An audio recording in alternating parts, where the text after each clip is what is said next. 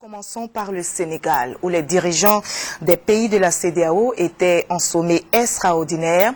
Au menu de ce sommet extraordinaire, présidé par le chef de l'État, Alassane Ouattara, président en exercice de la CEDEAO, l'économie et les crises dans la sous-région, notamment la situation au Mali, en Guinée-Bissau, ainsi que la menace des crises post-électorales en Guinée. Les dirigeants ouest-africains sont unanimes.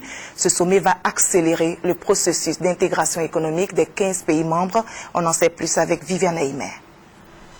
Au terme des différents échanges, le sommet de Dakar a enregistré une avancée de taille. La conférence des chefs d'État a ratifié la mise en place effective du tarif extérieur commun, le TEC-CEDEAO.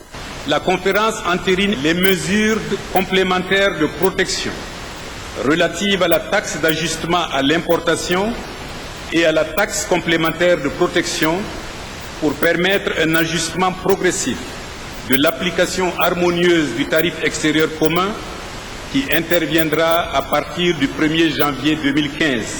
Ainsi, à compter du 1er janvier 2015, tous les pays de la CEDEAO appliqueront les mêmes tarifs douaniers.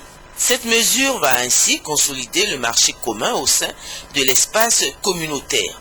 Le sommet a aussi examiné d'autres volets du processus d'intégration économique qui désormais s'accélère. Ainsi, le prélèvement communautaire d'intégration, une taxe qui servira à alimenter les caisses de l'organisation pour son fonctionnement, sera mise en place dans un délai de 5 ans.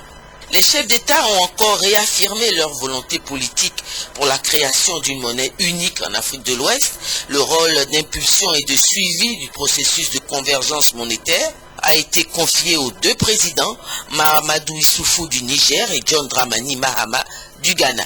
La conférence des chefs d'État s'est aussi penchée sur les accords de partenariat économique qui vont être signés prochainement entre la CEDEAO et l'Union européenne.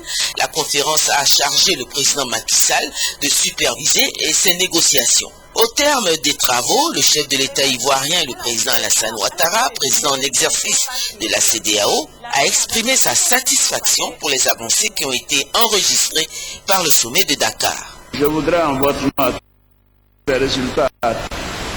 Nous avons aujourd'hui fait un pas important et franchi une étape supplémentaire pour la consolidation de notre union et l'approfondissement de notre intégration communautaire. En effet, avec l'adoption du tarif extérieur commun, nous constituons désormais un bloc commercial solide et compétitif, capable d'améliorer la contribution de notre organisation. La nouvelle impulsion que nous venons de donner à notre organisation n'a été possible que grâce à votre détermination et votre engagement à parfaire notre union. Nous devons garder la même disponibilité et le même sens de la solidarité afin d'adopter le reste de notre agenda communautaire, notamment le prélèvement communautaire d'intégration, au terme de la période transitoire de 5 ans, approuvée par notre conférence. La CEDEAO, sous la direction du président de la République Alassane Ouattara, vient ainsi de relever un nouveau défi, à savoir enclencher véritablement l'intégration économique. Le président de la République Alassane Ouattara a quitté Dakar après la clôture du sommet pour se rendre à Nice, en France.